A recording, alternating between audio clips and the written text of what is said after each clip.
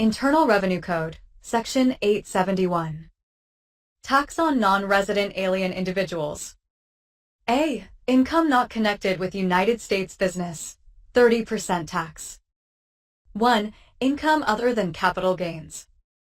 Except as provided in subsection H, there is hereby imposed for each taxable year a tax of 30% of the amount received from sources within the United States by a non-resident alien individual as A. Interest other than original issue discount as defined in Section 1273, dividends, rents, salaries, wages, premiums, annuities, compensations, remunerations, emoluments, and other fixed or determinable annual or periodical gains, profits, and income.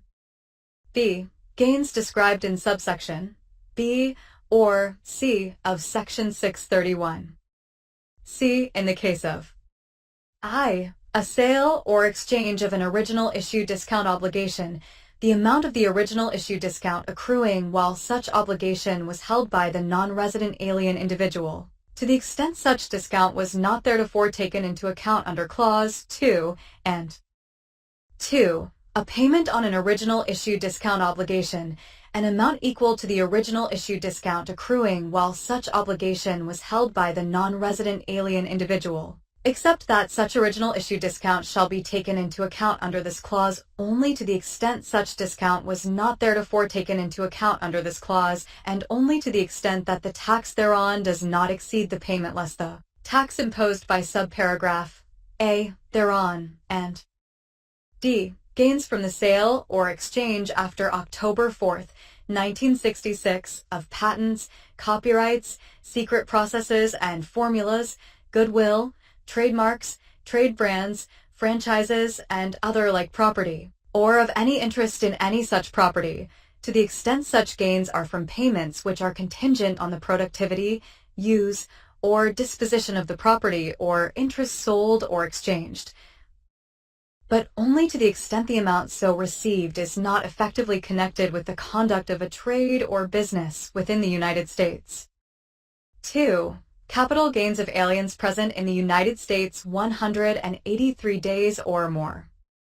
In the case of a non-resident alien individual present in the United States for a period or periods aggregating 183 days or more during the taxable year, there is hereby imposed for such year a tax of 30% of the amount by which his gains, derived from sources within the United States, from the sale or exchange at any time during such year of capital assets exceed his losses, allocable to sources within the United States, from the sale or exchange at any time during such year of capital assets.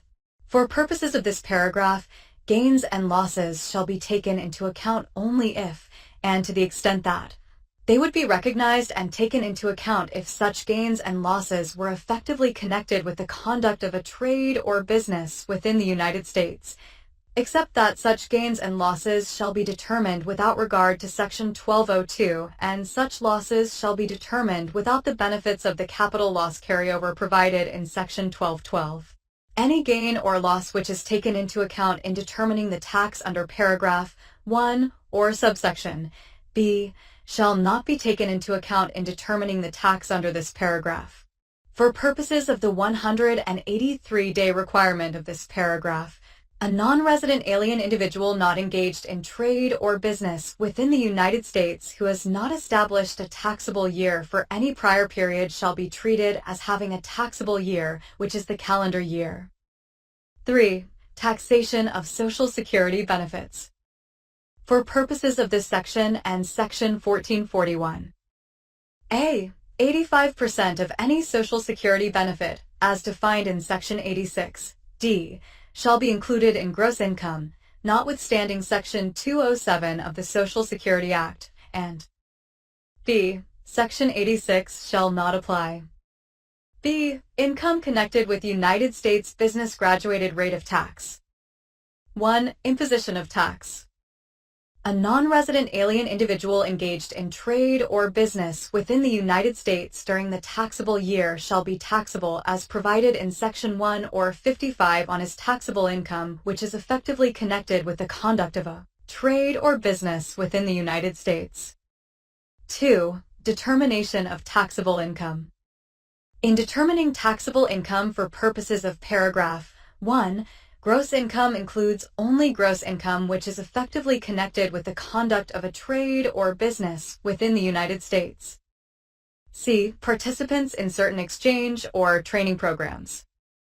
For purposes of this section, a non-resident alien individual who, without regard to this subsection, is not engaged in trade or business within the United States and who is temporarily present in the United States as a non-immigrant under subparagraph F, J, M, or Q of Section 101A.15 of the Immigration and Nationality Act as amended 8 U.S.C. 1101 A. 15 F, J, M, or Q shall be treated as a non-resident alien individual engaged in trade or business within the United States, and any income described in the second sentence of Section 1441 B, which is received by such individual shall, to the extent derived from sources within the United States, be treated as effectively connected with the conduct of a trade or business within the United States.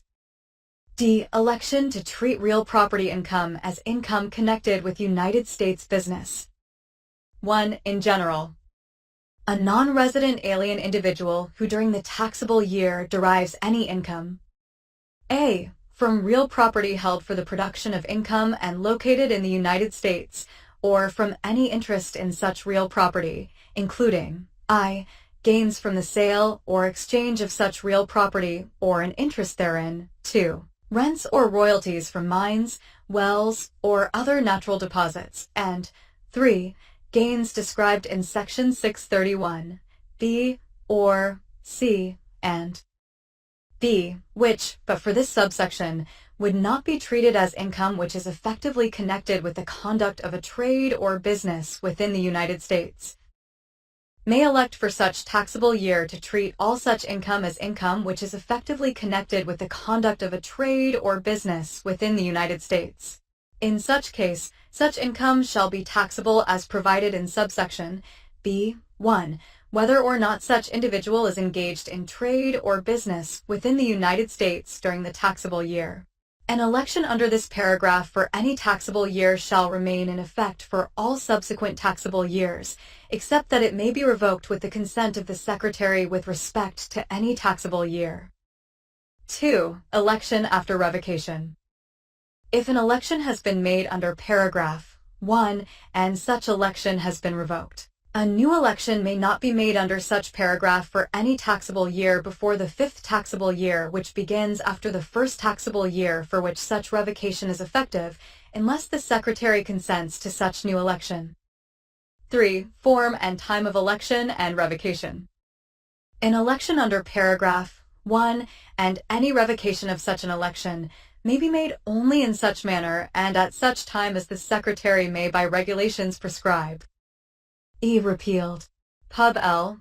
99 to 514, Title 12, Section 1211, B. 5, October 22, 1986, 100 Stat 2536. F. Certain annuities received under qualified plans. 1. In general. For purposes of this section, gross income does not include any amount received as an annuity under a qualified annuity plan described in Section 403, A.1, or from a qualified trust described in Section 401A, which is exempt from tax under Section 501A if A.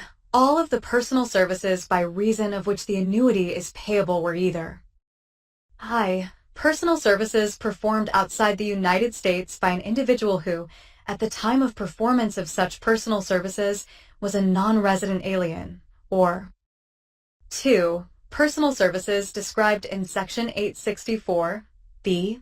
1, performed within the United States by such individual, and B. At the time the first amount is paid as an annuity under the annuity plan or by the trust, 90% or more of the employees for whom contributions or benefits are provided under such annuity plan, or under the plan or plans of which the trust is a part, are citizens or residents of the United States.